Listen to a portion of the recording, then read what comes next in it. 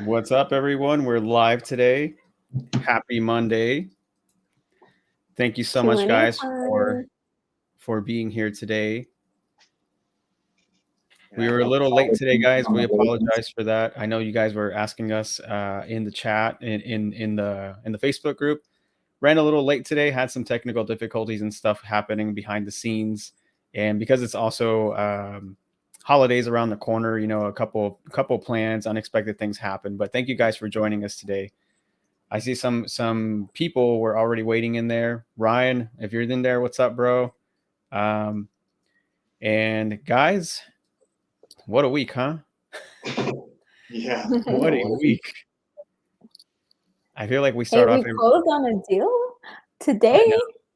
I It know. doesn't even feel like it. We closed on a deal. Yeah, exactly, KJ. It does not feel like it. It just feels like another day. Yeah.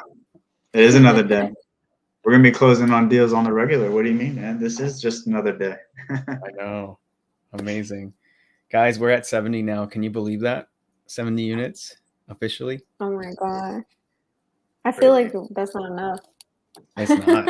I'm Really, like, We I'm don't even like, know that else yet, bro. it I'm feels just like, so okay, weird what too. the Like, next one?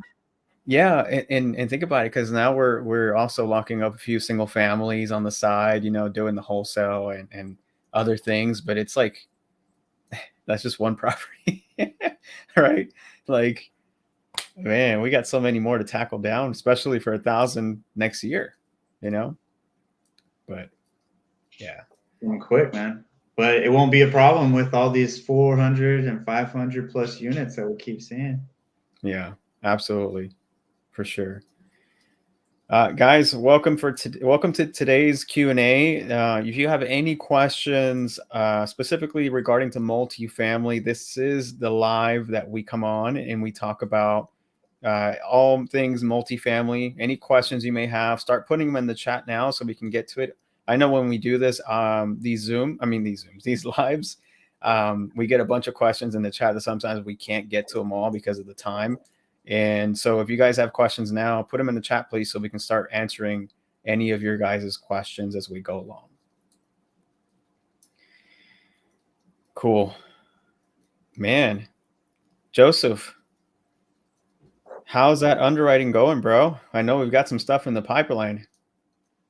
It's been good, man. We sent out an LOI today. The one I was talking to you guys about earlier, we ended up sending an LOI on it. And the numbers look good on that. So I'm just hoping they take it. I mean, the seller, like I told you, the broker was talking to KJ saying that here's the whisper price, but if we come under it, he's still willing to talk. I mean, that screams motivation to me. So I'm pretty excited about that one. It would be an assumable and a cash, so that would be a new thing for us that I'm ready to take on. And I don't know, man. I'm excited, and it's over 100 units too. Wow, amazing. Assumable and cash, guys, and motivated. Screams motivation. All music to my ears, bro. Mm-hmm. Every single one of them. We got one question in the chat from Ryan. Go ahead and shout out some people real quick, though. We got some of you guys who are always on here showing up. What's up, Ryan? What's up, Joel? Robert, what's going on? What's up, Jacob? All right, first question. You got Al too. Oh, what's up, Al? And Ryan has the first question. Sorry, bro. No, you're good. Ryan says, what % return do you underwrite for investors? That's a tricky one. It depends kind of on what asset you're talking about. So for us, and it's all preference, whatever you want to. It's all really up to your investors. What do they want to see in deals, and then what type of investors do you have access to? So that's really what it depends on. So for us, we typically want to target 4% or better on Class A's, 5% or better on Class B's, and 7% or better on Class C's. And anything higher than those numbers is great. And that's year one cash on cash. And we want to see pretty significant growth moving forward. Absolutely. And obviously, we want to make the most money that we can. I typically like to see a 2 in front of the equity multiple. But again, it's all preference as long as you're hitting those numbers. Right. And it's just like what Joseph said. It just depends, obviously, on your investors too. Like we met an investor who really didn't care so much about the cash on cash more than he cared about the equity multiple. That's all he cared about. He goes, I don't care what the returns are. I just want to see what the equity multiple would be at the end of the deal. And, you know, it just really goes down to what your investors like to see at the end of the day. All right. I see. No other questions in the moment. I see Joel put one in here. All right, man. I see you keep asking this question. I think you know the answer to it, though. But we're going to tell you anyway. So he says, came across some new construction where they're adding more units to it. Looks like it's building in phases here in Dallas. What do you guys think of deals where you can add more units? So first off, phasing is how properties are built. They're built in phases. And it's just up to the developer on how they want each phase to look like, what's going to be done in each phase. Similar to single family where you put it into phases. You put your construction into phases. And what do we think of it? We typically, our buy boxes, we want to buy 80% or 90% really, but at least 80% or higher in occupancy. We don't want to start from scratch. We want to already have the stability there and then build on that already stabilized property that we already have. I don't mean literally build, I mean to make it better. Should have chose a different word. Love it. All right. Looks like we got Robert. Robert says, when signing up for Marcus and Millichap account, should a bird dog biting off more than they can chew identify as a consultant? They have a drop-down menu with limited options. You know what? I have never even tried to do anything. I think what happens is when you go to their website and you look at their properties, it has you identify as like the principal or like the consultant or whatever it may be. I think that's his question. Gotcha. Yeah. I would just put principal. Yeah, I was gonna say that too. Yeah. Yeah. Principal is the buyer. Yeah. Yeah, that's what you are. You like your future self, right? You got to start acting like that person. So you got to be that person now. Got to come in confident, act like you know, even if you don't know. That's what I did. It still works. All right. Love it. Facebook user. I'm new to multifamily. Where do you typically find your deals? I think this is a KJ question. I was thinking the same thing. I'm the deal sorcerer.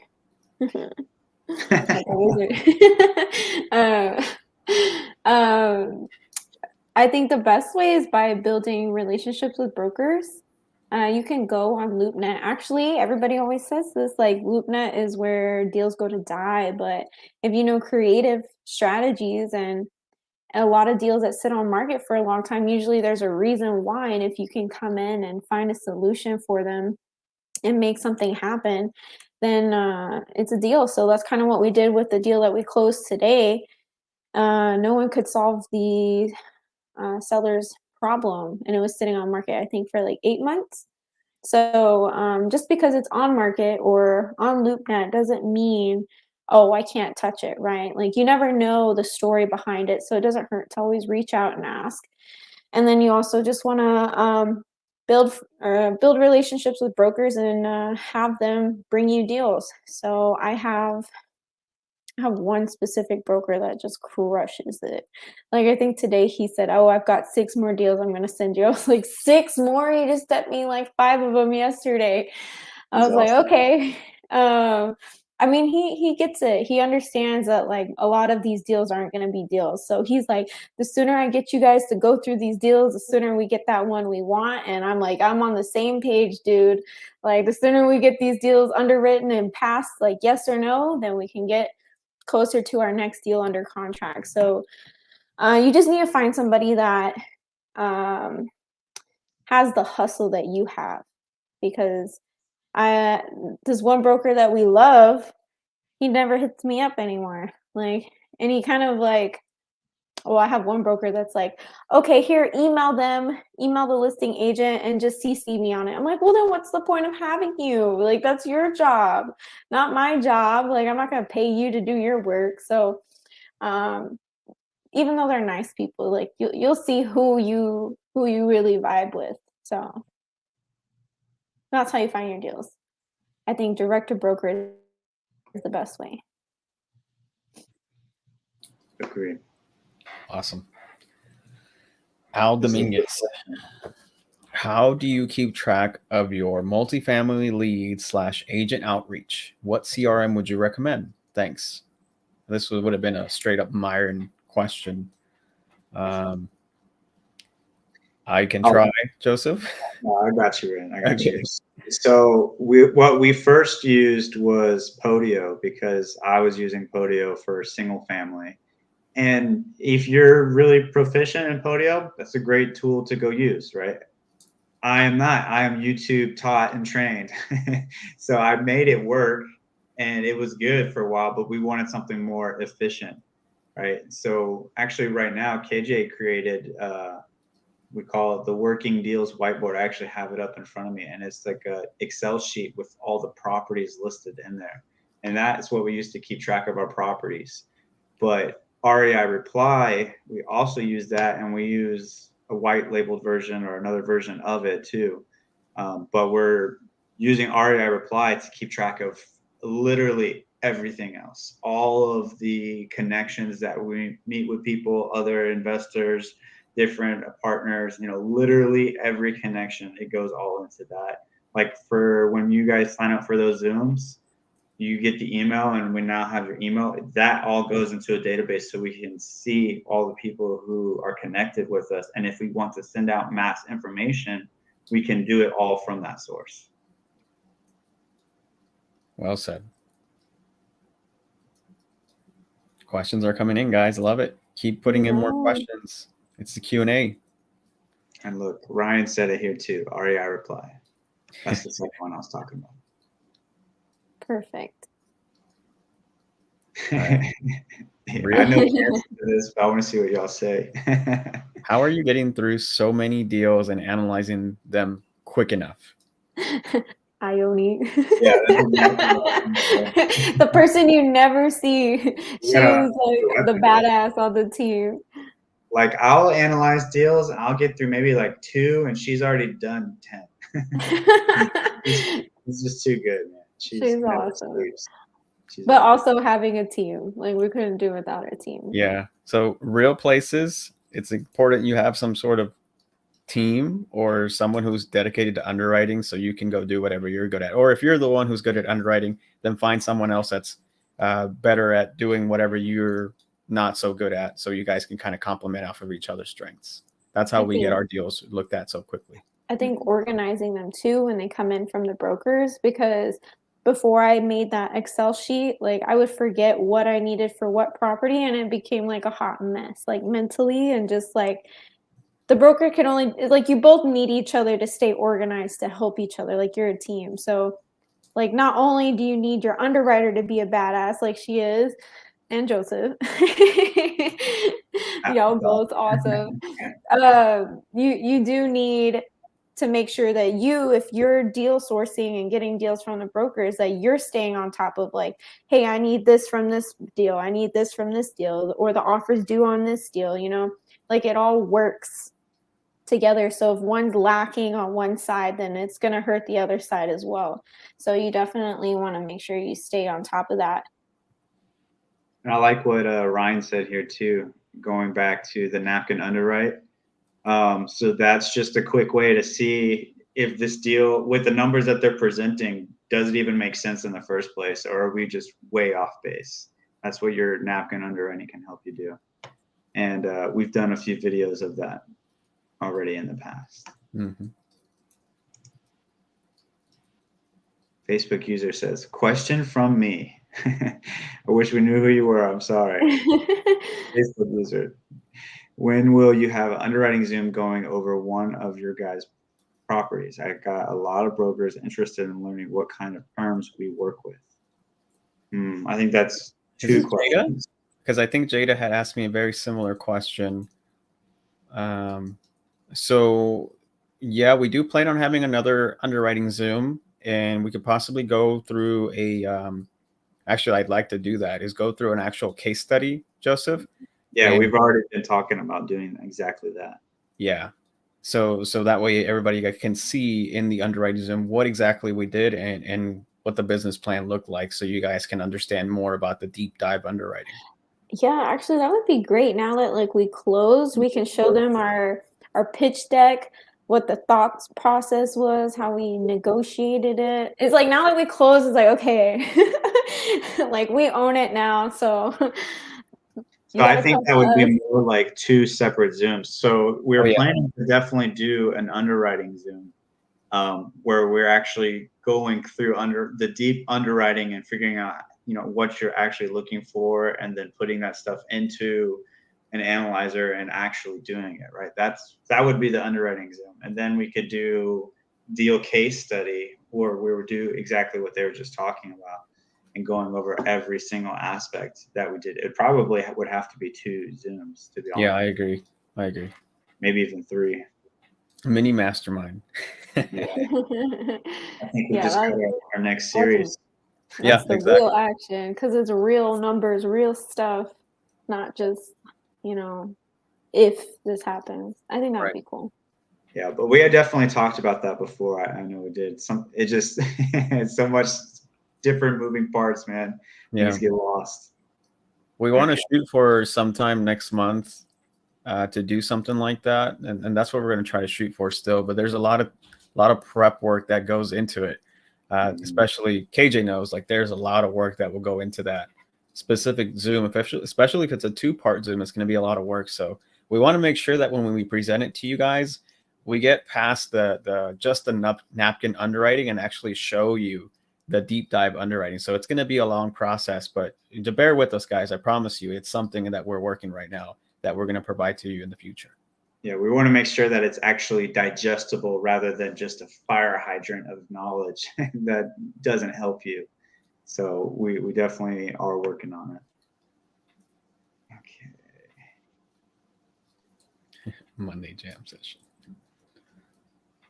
Real places. How can you know that there's meat on the bone at a napkin level? So you look. So there's 2 main formulas, right, which are basically the same thing. One is to figure out, is the price that they're giving me, the asking price, is it close to what it's actually valued at currently based on the NOI and the cap rate, the market cap rate? That's the first one. And if it is close, then you figure out, with the numbers that they're telling me, will this produce enough profit or potential upside? Will this make me at least $1 million? Hence the name $1 Million Upside Team.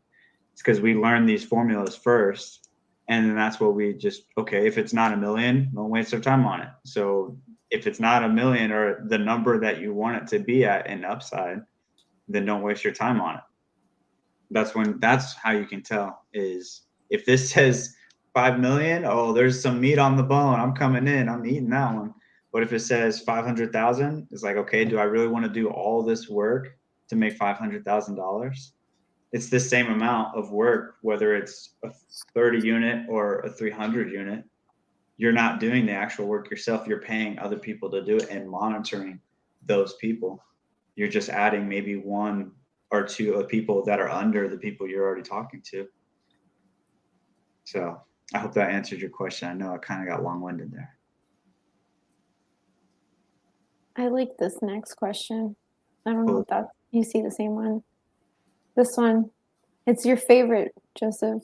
when people are like, what terms are you looking for? Or like, what is your answer? Like, what do you tell them? Facebook user says, what could I give the brokers in the meantime before these Zooms? It is usually 80% seller carry. How long is the term usually? 5 years, 7? What do you mean? Do I usually tell them? I'm so lost right now. You go, it depends on the deal. I should have known. Yeah, it does. It really does depend on the deal. It's not just one term. It's like all 20 of these different things that come into play. And if you move one, well, another one has to change too. So it really just depends. Like I'm looking at one right now that we're going to assume, and it has 32 months left of interest only period. So I know that I have to refinance at that point. If I don't refinance at that point, then I'm going to lose a bunch of money when that principal payment kicks in too. So I need to make sure in my underwriting that I make sure that I have that path laid out, my business plan laid out, what I'm going to do with it. So that, depending on all those different things, that changes your term. If you have a clear goal of you can making a 3-year term work, then you can make a 3-year term work. But like, for example, on our Tennessee deal, he wanted to make sure he's paid off in 5 years, meaning there's a balloon on the property where he gets paid off. So either we have to refinance in 5 years or we have to sell the property in 5 years to make sure that he's paid off. And since he's the only loan, so as long as he gets paid off, we're okay. We're paying off our debt. We could go refinance it too. Yeah. So it depends on the deal. Yeah. And I think this is still a Jada's continuation to that last question. But if you ever have a broker tell you, just what do you guys do, or send me terms or present to me something so I can show the seller, what is it that we always say, KJ, whenever someone says, hey, can you just send us something? What do we normally say? I'm like, no. Can you get me on the phone with the seller, please? Exactly. Because if we send in an offer, it's going to be tailored towards how we want it. And then the seller's going to get offended, or they're going to be like, no, I don't want that. And they're just going to be like, I don't want to entertain this buyer. It's kind of like a back and forth. It's constantly a back and forth. And it's trying to get the broker to also relay the message to them like, hey, like, we need to see what it is that you want. Like, do you want a down payment? Do you want an interest rate? Do you want the total purchase price? Like, what is it that you want or need? So it can literally go in so many different directions. So it's literally like if a broker's asking you what kind of terms you want, we'll be like, well, it depends on the deal. It depends on what I can cash flow. Like I can make whatever terms, whatever I want, but it needs to make sense in the analyzer that I can cash flow and also pay off my investors. And it still makes sense to refinance later on, because like, yeah, you can raise the purchase price, but does that purchase price still work 5 years from now when you refinance, or are you going to be upside down? Like, those are things you have to think about. So if a broker asks you that, there is not one simple answer for that. It's send me some deals, and then if they're open to seller finance, then we can sit here and work the numbers. Exactly. I need water. I'll be back. Josh Smith from UTG Home Solutions wants to know, what is a good size multifamily to start with zero experience but wants stability of multiple doors in one place? Oscar, what would you start with, man? Well, knowing what I know now, I would start off with like 100. Definitely. So Josh, this question to us, we've had to figure this out so many times. I don't know how many times, Joseph, we had to sit down as a team and really talk about how many units we want to look at now. Just recently, Josh, Ione and KJ had their own side meeting away from the team. And then like when we hopped on the meeting, they both announced that we're now looking at deals that are 100 units minimum and up. And that's it. And the reason they did that too is because 2 things. one, we have a goal of 1,000 units by July of 2023. So we've got to get on it. We got to close at least 100 a month. And then second is that the same amount of energy it takes to do all that time and energy spent on a smaller amount of units, like the 40 units we just closed on, is the same amount of energy we can apply to for 100 units and above. So why not, right? At the beginning for us too, we also as a team sat down and said, it has to have a minimum of $1 million in upside for us to even look at the deal too. And the other thing you want to take in consideration, Josh, is that we don't want to be the ones self-managing the properties either. So there's a threshold that we go by, and that's 40 units minimum, where we can justify putting in a property management company so that we're not the ones answering the phone calls every time a toilet breaks or something happens and we have to go and fix it, right? We don't want a job. We want to be able to scale. So it really depends on you, Josh. Find out what goal you want to stick with, and then go around that goal. And also surround yourself with people who are doing this like daily. Get in the right rooms, learn from these people, and that'll push you to grow and be more confident. And you'll learn more, so you can be able to underwrite them quicker. And you'll just find out at the end of the day, Josh, it's just a bunch of zeros. Like, it's just a number when it comes to purchase price. It really is.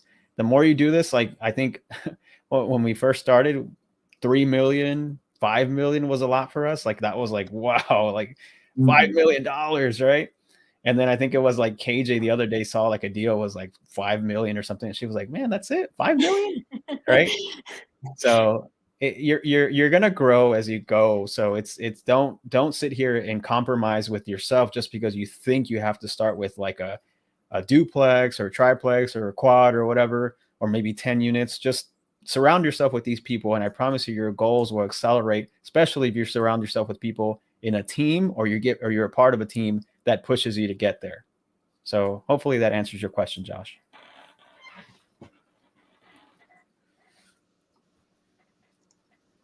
Bo, you got a deal in Alaska? You gotta be boots on the ground though. Yeah, we need someone living up there. You gonna go move to Alaska for us? Not only that, but are you going to be snow shoveling some of these things out here in Alaska? Alaska sounds awesome though. I want to go see the Northern Lights. Yeah, so here's the answer. Yes, we would be down to partner on a deal in Alaska, but we got to have a boots on the ground there. So either you or someone you know or can put there needs to move there, and then we'll do it. That is the official answer. Go get it, Bo. Let's see. Ryan said it would be super cool to do the in-depth case study. Oh yeah, we got some stuff cooking, bro. Also says would love to see process of closing. Feels good that we actually did that. Now we can show, you know? Yeah, for sure. Look at us coming all this way. Got a question? No, that's a question. All right. Sorry. Oh, here we go. Boom. How do you structure percentages of ownership between investors? You want to take that one, Oscar? Sure. Okay. Are you talking about the LPs or the GPs, right? I mean, it depends on the deal. So that's like Joseph's starting conversation. It depends on the deal. It really does, because if you're doing a traditional syndication, then your normal splits are general partners 30 and limited partners 70, or sometimes general partners 20 and limited partners 80%, right? So it depends on what you're doing on the deal and what your investors want to see, as well as for their returns. So that'll kind of dictate what you want to give them in return. So if you're doing a traditional syndication, a 70-30 or 80-20 is what you're looking at. Or if you're doing a JV, then that's obviously structured way differently. It's typically a smaller deal, and you have a few people versus a bunch of investors that you're grabbing money from and taking the deal down. Again, we're not attorneys, by the way. We're not financial advisors. Just disclaimer out there. You always got to go consult your attorney on this stuff, just like we did. And I would advise that you go and seek an attorney if you're going to do a syndication anyway. It's a must. So, again, really just depends on the deal. 70-30, 80-20 is typically what we do. And our investors like to see a return. And when we underwrite, we want to give them that return, and they want to see their equity multiple as well. So we want to make sure that we got that presented to them when we present that stuff.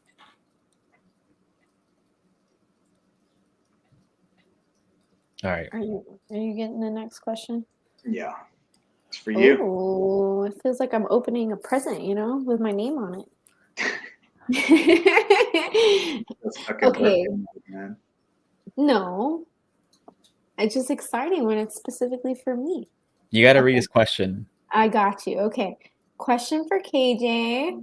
How often are you following up with brokers you've connected with to check in and see if they've gotten any new deals? Depends on your broker.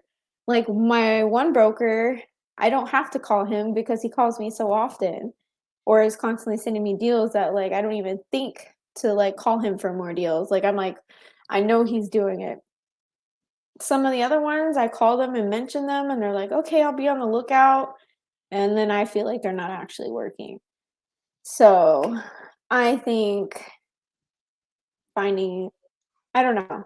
I think you will know what kind of broker works good or doesn't work good. Like I've reached out to several of them and they're just like, oh, we don't have anything right now. Or, okay, I'll be on the lookout. And it's just like, you can tell if someone's down to hustle or not. You can tell, especially when I have this one broker that's doing what he's doing.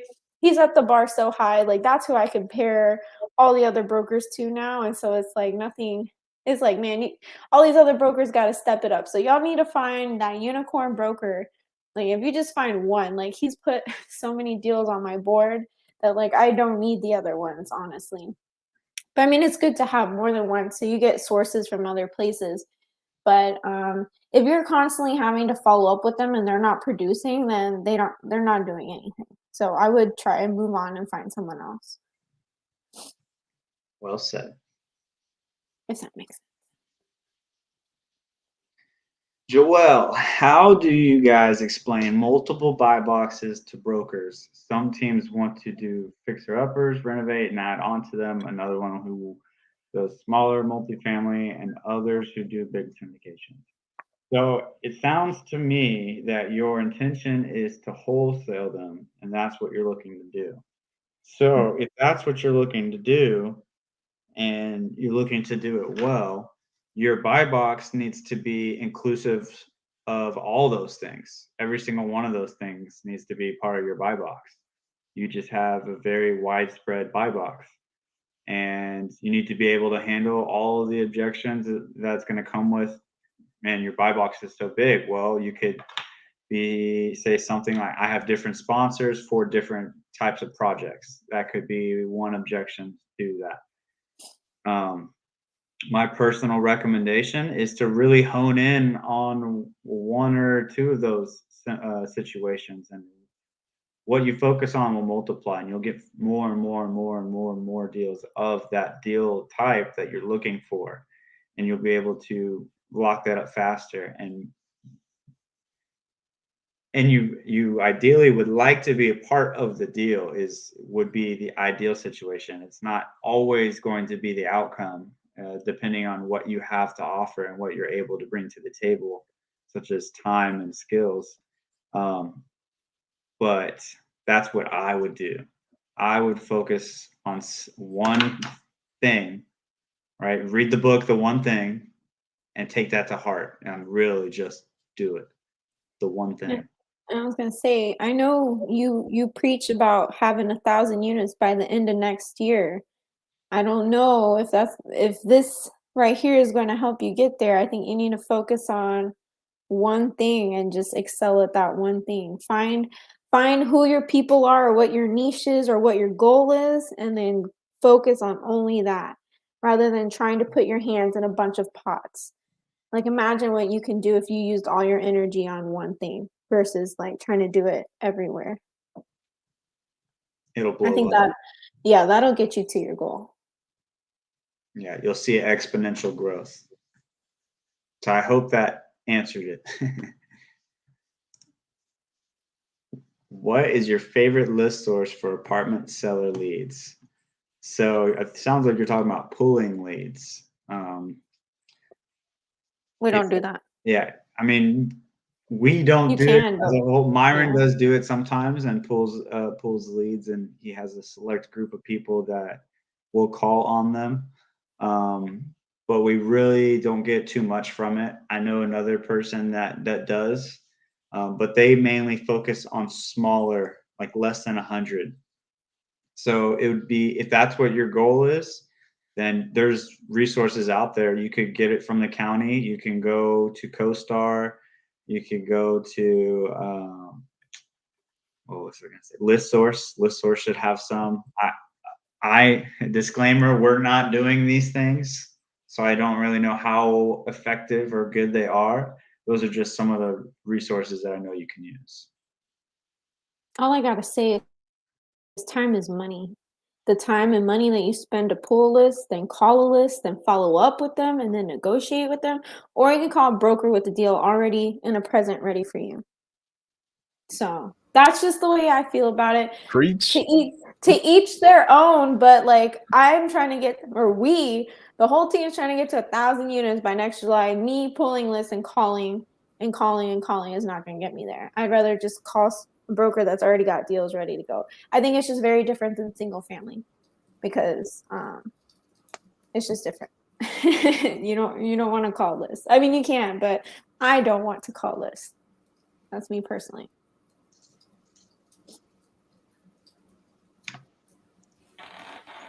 Rob's trying to put together a Minnesota multifamily team. Hit Oh, up hell Rob. yeah. That's awesome. Minnesota. AJ, Facebook user, says thank you.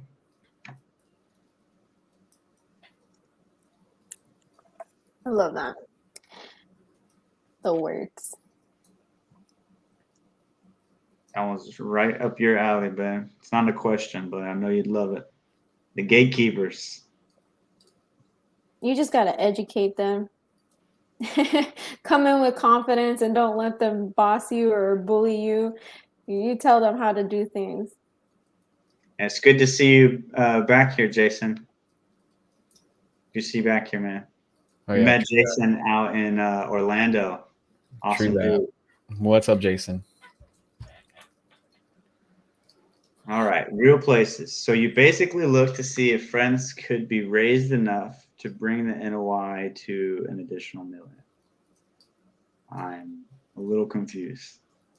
Do you guys understand the So you question? basically see if, Maybe it meant rents.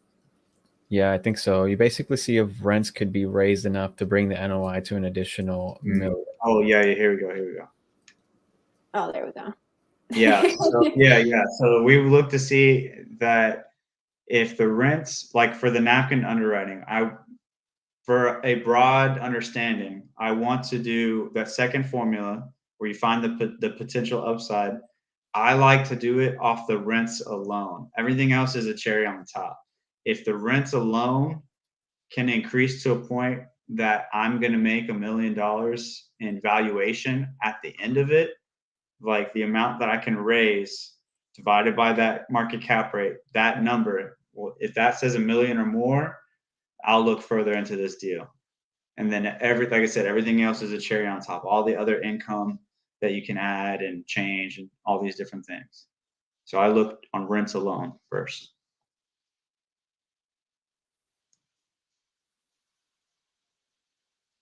80% seller carry. Where do you find that over 5 million? We've been talking to multiple people that are interested in doing it over 5 million. Yeah, have an abundance mindset. It's out there.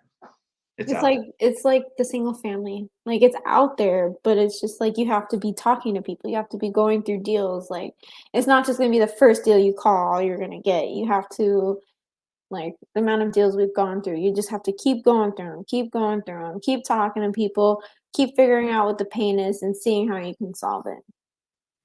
Yeah, on the Tennessee one, I mean, it's not over 5 million, but we only put 17% down.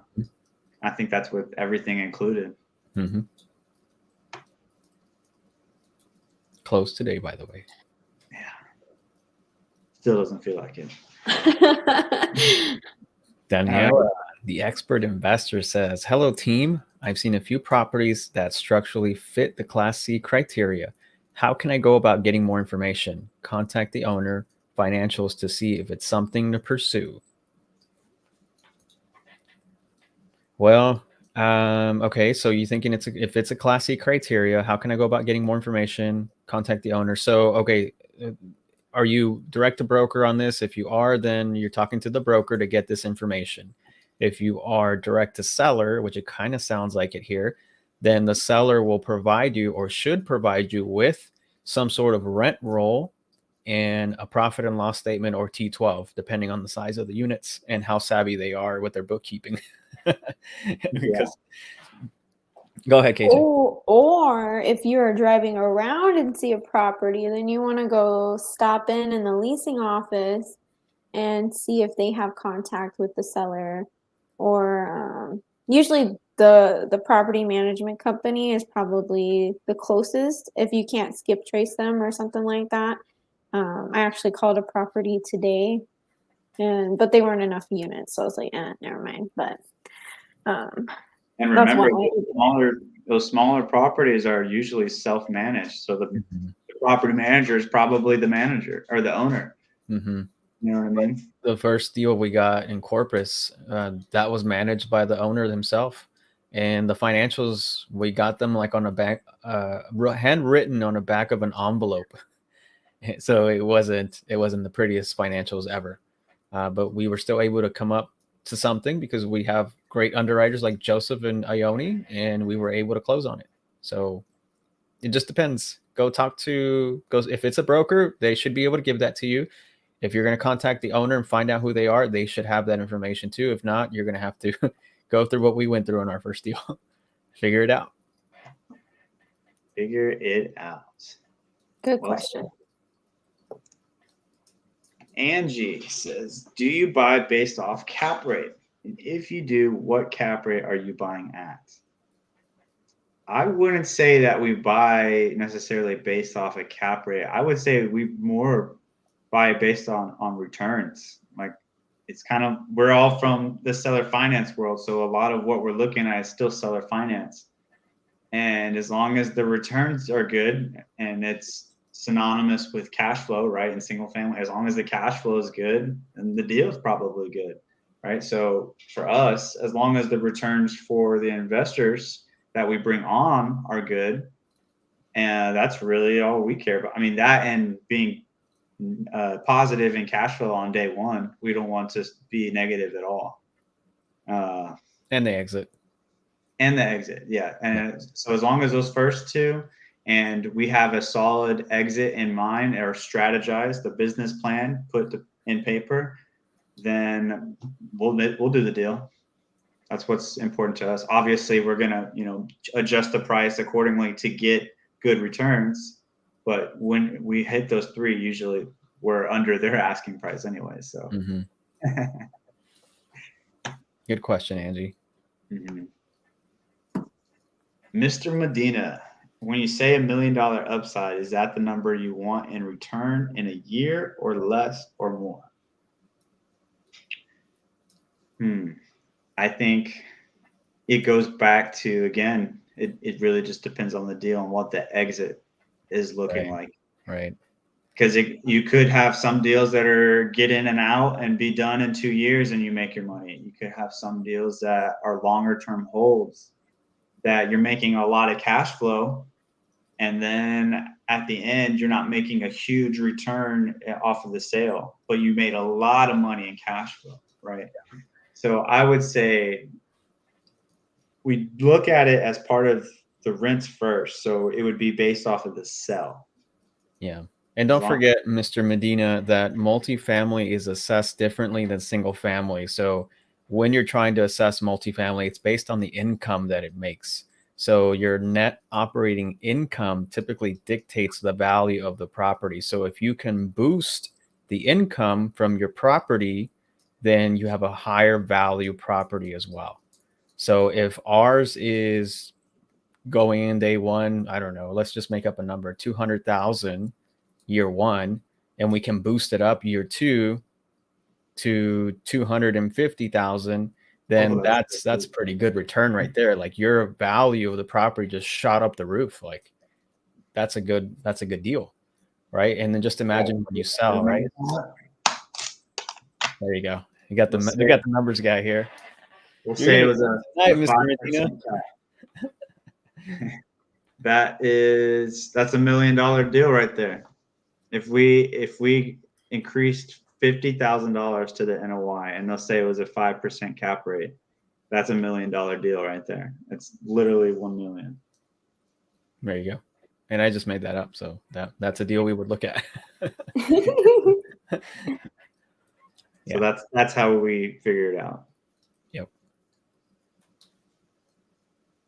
All right. Juan says, do you have a preference of Class B or Class C for upside and resale opportunity?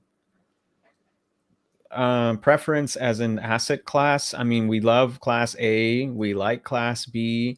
We also buy Class C, but Class C for us, we don't like major renovations or major projects for Class C. So if it's like a gut job or like super value add, we probably wouldn't take a look at it.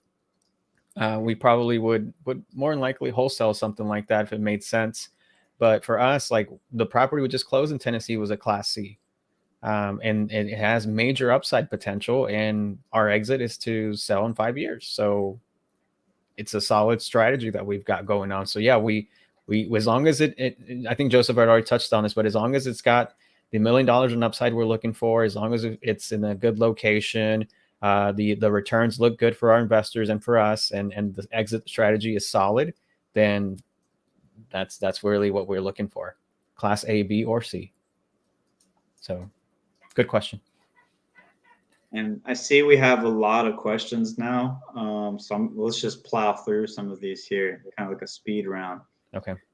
First, Bo says he's boots on the ground. So if you got a deal in Alaska, bro, let us know. Reach out to us. We definitely would be interested. Okay. I am going to butcher your name. I'm so sorry. Anna? Did I say that? Man, that sounds better than what I was going to say. Let's go with that. Any feedback on brokers not responding back quickly? KJ, I'm going to answer, and then you tell me what you think and go from there. Okay. All right. If your broker is not responding back quickly, go find a different broker. Go find a broker that work better than that person is doing. You want brokers that are hungry. Yeah. Like I always preach that if you want to stand out compared to everybody else, answer your phone, respond to your emails, send back text messages. Like the most simple, easy thing of the job. Like if you can do that, you're already better than everybody else. So same goes for the broker. If they can't do that, then it's like I don't want my deal to get held up or me waiting on information because you don't want to do your job. So I would just not bother with them. I think this is a good one for Oscar and Ione here. What multifamily books would you recommend to a new investor to read?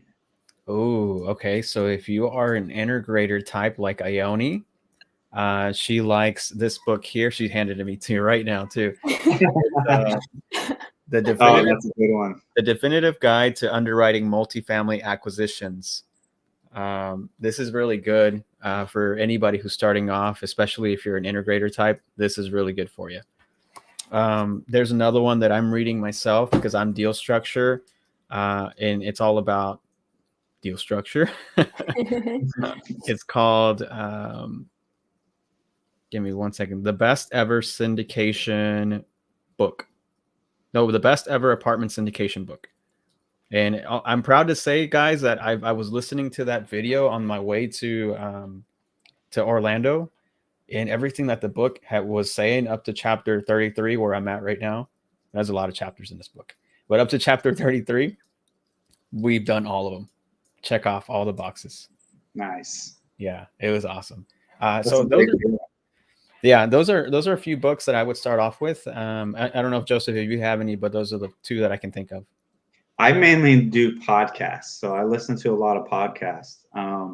If you go onto, if you have an iPhone, they have the podcast app, or you can go on Spotify or things like that, and just type in multifamily and just go through a bunch of different ones on there and find what you want to learn about, and you'll get a lot of good knowledge through that. Like when we were driving from Arizona to here to Texas, I listened to a lot of podcasts the whole drive. I was just sitting there learning a bunch about multifamily asset management.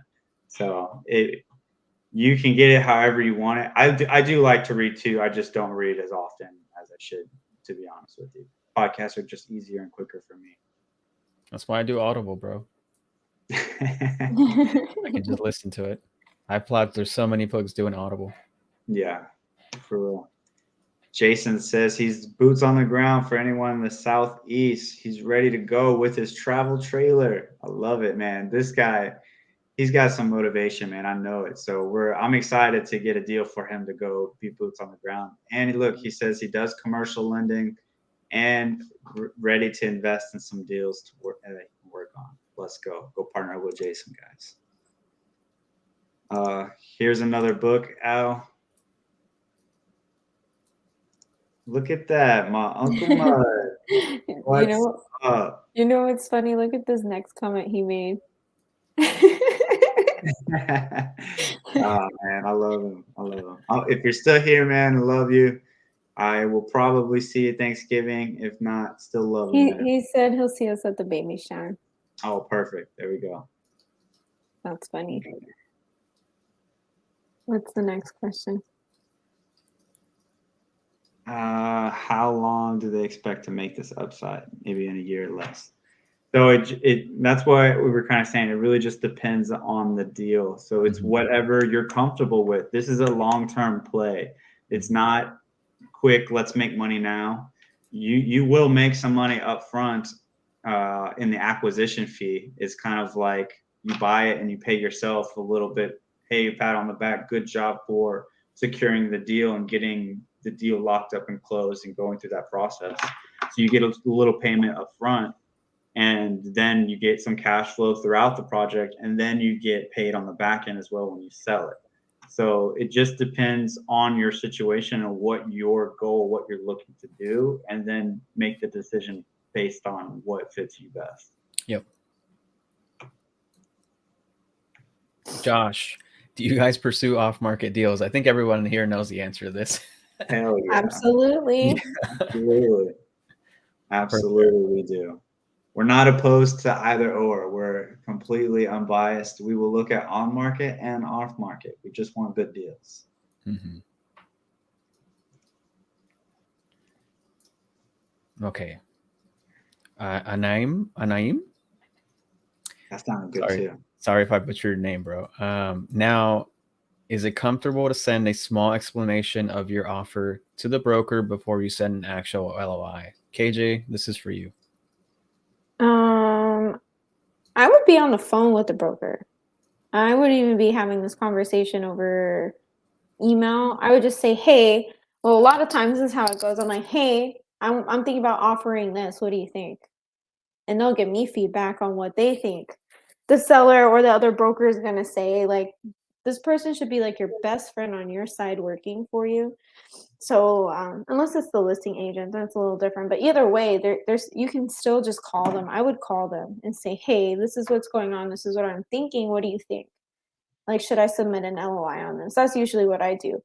Because me and Ione will talk about it. She'll be like, KJ, I'm like at this offer. Like, call him, the broker, and see if we should submit an LOI, because we can, but then it's like if it's too far off or doesn't make sense, he'll be like, let me just tell them a verbal. Like then he'll go message the listing broker and say, hey, they're at this number verbally, without an LOI. And then you can feel it out. But I feel like it doesn't really make a difference. Like an LOI is a non-binding contract. It's just literally a piece of paper with what you were going to say anyway. So, I don't know. I guess that's the multifamily world. The T's, what is it that your T's in your eyes or whatever. Yeah. So, I mean, you can send it if you want, but I think you should hop on the phone. I think that's the best way to build a relationship with the broker, is just getting on the phone with them. Angie says, I have a broker sending me multiple multifamily deals. Some are creative and would love to partner with you. Let's do Let us it. know. Yeah, hit us up. We are totally down to partner. Obviously, I'm going to say it again. It depends on the deal, on what exactly that partnership would look like. But we as a team have upfront contracts and expectations that we will, make sure we're all on the same page before entering into a partnership. So we would absolutely be open to doing that. Just hit us up if you have something you want us to look at.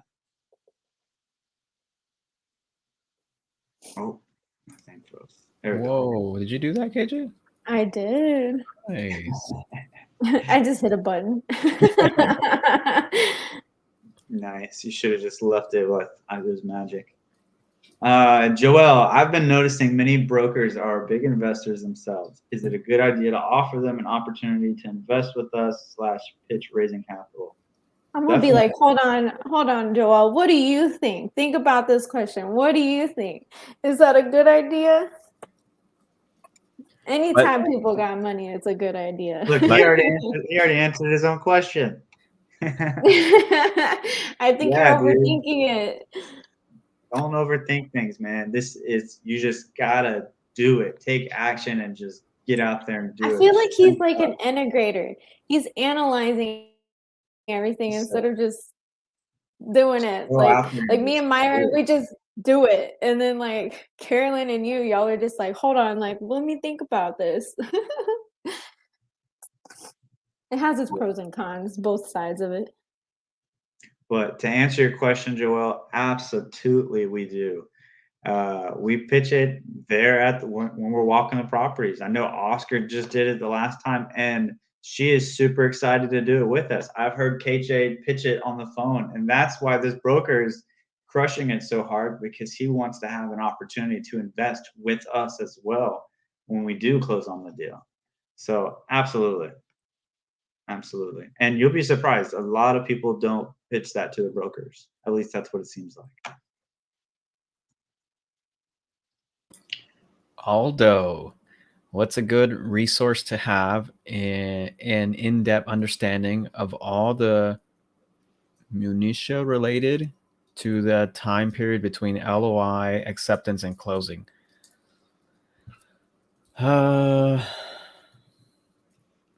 It's kind of like that. Are you talking about like that area where it's like in limbo, kind of? Is that That's a syllabus, bro. That's what he wants. Yeah. He's like me. He needs I need it written out like to the T. I need to know what I need to be doing, when, where, and why.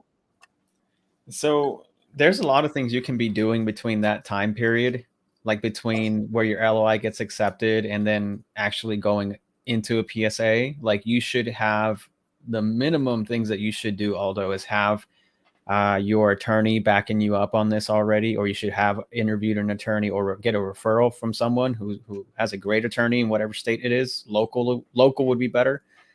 You should have be interviewing a bunch of property management companies during this time. You should be talking to lenders. Like that should be your number one priority too, is talk to lenders ahead of time. And then having to make sure that you have anything else, like your underwriting is solid, like maybe even get it 2 or 3 more times looked over, aside from you, maybe professionally looked at by someone else who's non-biased to the deal, and see if the numbers are checking out, or someone who's more experienced than you. Because that's what we did on actually 2 of our deals, I think.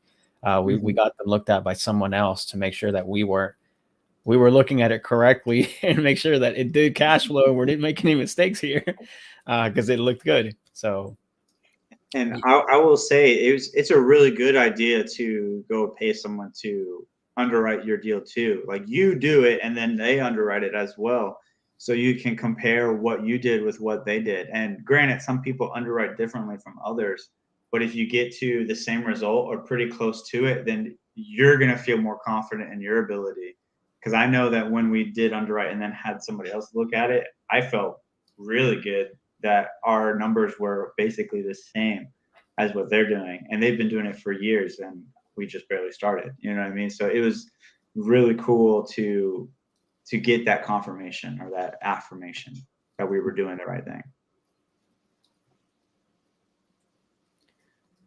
What's up, Tiffany? We're still waiting for that Cracker Barrel, by the way. She's waiting on us to come. Tiffany says, "Hey y'all, how do you know how much you can raise the rents to find your upside? Are you calling comparable apartments in the area to see what they are offering for their apartments?" Joseph, this is your underwriting question, bro. Yeah. So first, I will look to see if they've already done some of the groundwork or legwork for me, and look through the OM. If there's an OM provided, a lot of times they'll say pro forma rent, and then I'll kind of use that to do my initial underwriting because I don't have to look as hard. It's right there. I just plug it in. But when let's say the numbers still check out and look good, once I'm going further into my underwriting process, because like Oscar said, I want to go through this like vigorously. I'm gonna do it like 10 times and then change the little thing and keep doing little different things to stress test it and make sure that if this happens, we're still okay. If the interest rates go this high, are we still okay? If they go, I don't have an interest only period, am I okay? Right? All these different things. So when I'm doing that process, you do have to go and call comparable apartments and just confirm that the numbers they gave you are actually accurate, because you want to make sure that you're basing it off of your own due diligence, because a lot of times that OM is a bunch of fluff in the first place.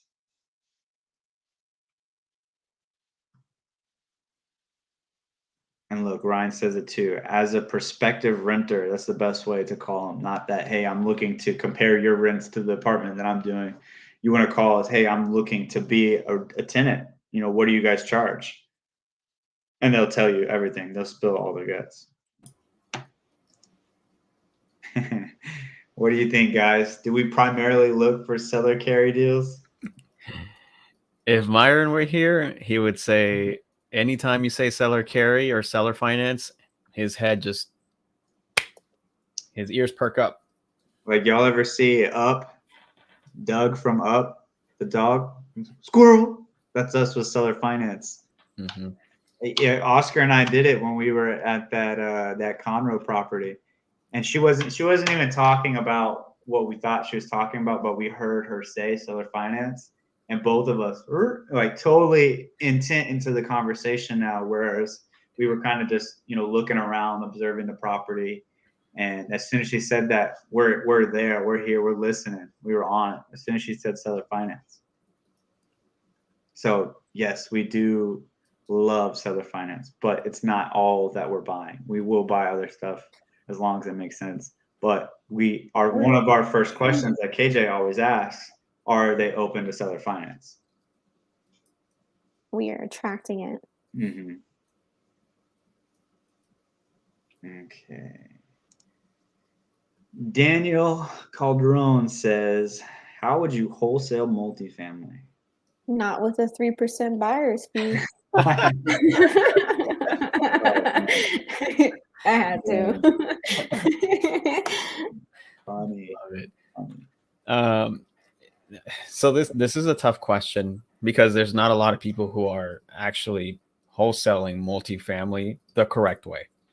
There's a lot of people that are just, we don't get me wrong, we all wholesale here, so we're not hating on wholesalers. We're just saying that the process is a lot different with multifamily. Like there's a lot of people who'll just get the financials from the broker and then they themselves don't underwrite it or look at it. They just send it off to other people and they tack on a fee on top of that, which is, take it how you will, but it's not our model for sure. And a lot of people that we know who are experienced investors also don't look at those deals because of that. So if you're going to be wholesaling a multifamily deal, you have to for us, if we were going to getting a deal from someone, we got to make sure that they did a lot of the groundwork for us, because it's a lot of work. It's a lot of work to do a deal just to get it past the contract phase or under contract. It's a lot of work. So just put it this way too. I think KJ has said this before. When you do a deal, when you close a deal, you do pay yourself an acquisition fee as the buyer to reward yourself for all the hard work you did. And then what Joseph said earlier too, you also get paid on the back end. So really, you get paid twice in the deal, like big, like I guess you can say big cash lump sum or whatever you want to call it, fee. But if you're only just connecting us to the broker or whatever, and you're expecting us to give you a big return, that's a little tough. We probably wouldn't look at those deals. But if you have done a bunch of the work already, and where we just have to come in and basically you handed it on the silver platter to us, and everything's been done, then okay, let's talk. Like, you did a lot of work already. You did most of it. So, Daniel, to answer your question, man, it's just a lot of moving parts. You really have to be on top of everything to be able to wholesale this deal, and for anybody to pay an acquisition fee or assignment fee, or whatever you want to call it.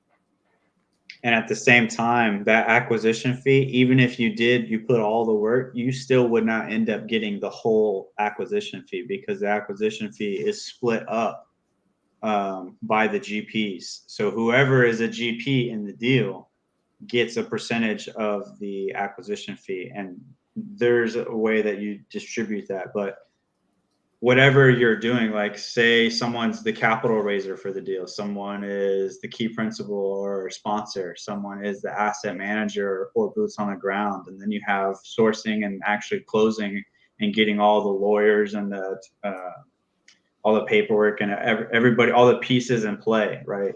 Doing all that is GP work. And so you would get a percentage of the acquisition fee if that's how it was structured.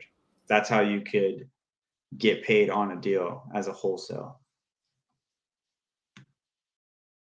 So like a tiny percent of like 2%. Yeah. But hey, you gotta do the work so you can learn and get in the right circles. Sometimes you gotta eat it sometimes. I mean, that's what we're doing to level And slowly building this up. is, I was gonna say, this is even better than actually wholesaling it, because this way you're still being a percentage of the deal. You're now a partner in the deal, and you have a percentage of equity in that deal. So when it's sold and the page and the quarterly distributions, you're also getting a percentage of that too. You can go and wholesale and attach a fee, like an actual separate fee, but I wouldn't want to do that. Like, you have you're 1 foot in the door of being in a deal. Why would you not take that second step for a slight pay cut? You know what I mean? To me, that would be the answer. I would absolutely do that every single time, and we've already done that. Tiffany says, "Do you guys have a holding company?" We do. If so, how do you use it in your structure when paying yourselves? Do you want to cover that, Oscar? Let's not cover that. Give Oscar the tough questions. Oh, I mean, I don't think it's that bad. It's not that bad. So Tiffany, I'll answer it to the best of my knowledge. Again, I'm not like a financial advisor, or I'm not like a CPA. So my way may not be the best way. I would definitely consult your person who we use a company who we can put in the Facebook chat. I think everybody knows who it is. It's from Sub2, but they structure our corporate structure. So we do have a holding company, and we have a subsidiary company as well that's being put in place for the actual property itself.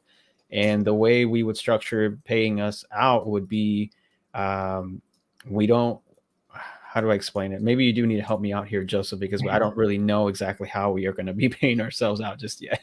So the way it works for us, at least, is we have a holding company that is based in Wyoming. We have that holding company, and for each property, we're going to create a new LLC, a subsidiary LLC that's going to be on that specific deal. And that LLC will be in each deal. It will be the owner, or for us, right? That's our ownership of that deal. Whatever our GP percentage, that subsidiary LLC will own that GP percentage. And then from there, that LLC gets paid, and it just passes through to our holding company, which we're going to have a bank account with that holding company.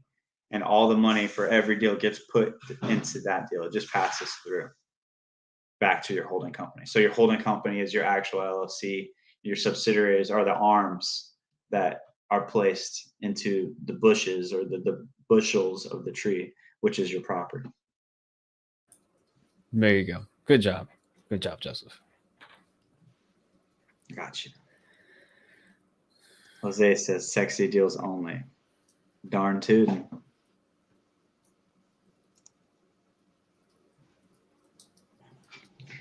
Bob says, explain why you're using an LOI in lieu of sending in the PA after you verbally agreed to the terms. So an LOI is a non-binding letter of intent. So it basically just says, this is our offer. And if they like that offer, then you enter into a PA or a purchase agreement. But as soon as you do, that starts your due diligence period. So if there's things that you still need to figure out, if there's things that you still need to figure out, such as like going to walk the property, like you've never walked the property, that might be something you want to do before you enter into a purchase agreement. That's something we would definitely want to do before we sign any paperwork. We want to go see the property. There's a lot of other reasons why you would want to make sure that everything is truly agreed on before you actually sign the agreement. Because once you sign that countdown starts, and you're going to need every second of it to get to the end of your closing. You're going to need every second of it to raise the money that you need. So verbally agreeing to terms is great and all, but you want to make sure that you have all your ducks in a row before you sign that contract. That's essentially the reason why. And if you're verbally agreeing, that's fine. Or you're sending an LOI, that's fine as well. As long as you go to the purchase agreement in the long run, however you get there doesn't necessarily matter. But LOI is just a informal way of sending an offer.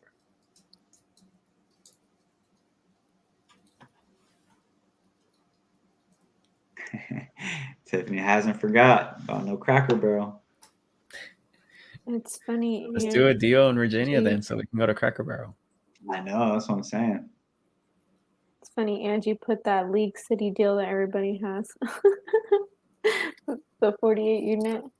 Yeah, we've already looked at that one, guys. It didn't work out. I know, it's a bummer. Yeah, that deal's going around everywhere. We really wanted it to work out, but who knows? Maybe they just get tired of dealing with all these different people and they just give in to one of y'all. That'd be awesome. That'd be awesome. I hope they do. And if they do, bring it back to us. We'd love to buy it. For cheaper. Here we go. Sorry to be asking so many questions. Bro, you do not need to apologize. That is what tonight is all about. Q&A, man. Right? Yeah, we are answering all questions. That's what we do on Monday nights. We answer questions.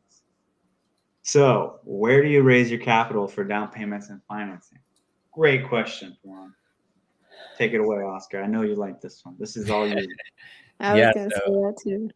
So, Juan, before you even start thinking about the down payment and financing, this should be done. You should start raising capital today. Even if you don't have a deal and you're trying to get into multifamily, you should start raising capital today, tomorrow. That should be your homework if you're a capital raiser. Start raising capital, because the first thing that you're going to need even before the down payment and financing is you're going to need upfront costs for the deal, like EMD, if you don't have EMD. All right. Where are you going to get that from? EMD, legal cost, or anything like inspections or, commercial inspections by another company, all that stuff you're going to need up front. So if you have, if you're getting close to getting under contract, you should have all this stuff started now as far as raising capital. Also raising capital that would cover the down payment for the deal. And then financing, it depends. If you're seller financing it, then that's the seller, right, carrying the note. Or if you're financing it through a lender, then the lender will do the financing, but they are going to require a down payment as well. So all this stuff comes from a traditional syndication, or most deals, the down payment and all those upfront costs comes from your raising of the capital. So that's where we get that money from. Oh, but where we get it, we talk to people, basically. Anybody and everybody could be an investor. So go out and Go talk to do people that. and let them know what you do, including brokers. Same thing. Anybody and everybody. You could be your Uber driver to someone you meet at a real estate meetup. You never know.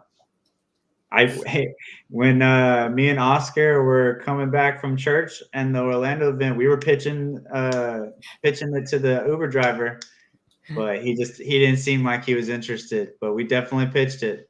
I pitched it. Oh, and I pitched it on the one where me and Myron went to the airport. Pitched it to him too. Yeah. I think he wanted to, but he was like, "Nah, I'm just not into that, man. I don't want to do that." So Anybody and everybody. I mean, the guy, the Uber driver that Joseph and I that he was just talking about, this dude did Uber for basically for the heck of it. He didn't have to do it. He just did it because he was already retired, and he said, "Man, I make so much money right now. I'm just so comfortable. I'm just doing this because I want to." So anybody and everybody could be a potential investor. Bob says he has addendums to extend due diligence as much as months. Definitely, you absolutely do. But when you're asking for those things, that's a tension point. You want for a lot of things to be the least path of resistance, because there's going to be things that you have to ask for that are tension points. So you want to reduce the unnecessary tension points and focus on the ones that are necessary. Like when you need the seller to give you a credit for $2 million because a bunch of things are wrong, there's a lot of deferred maintenance that was left untaken care of, you're going to have to bring that up. Do you really want to ask for another 30 days as well? Right? You want to make sure that you're focusing on those things that are really, really important and being efficient as much as possible. I hope that makes sense.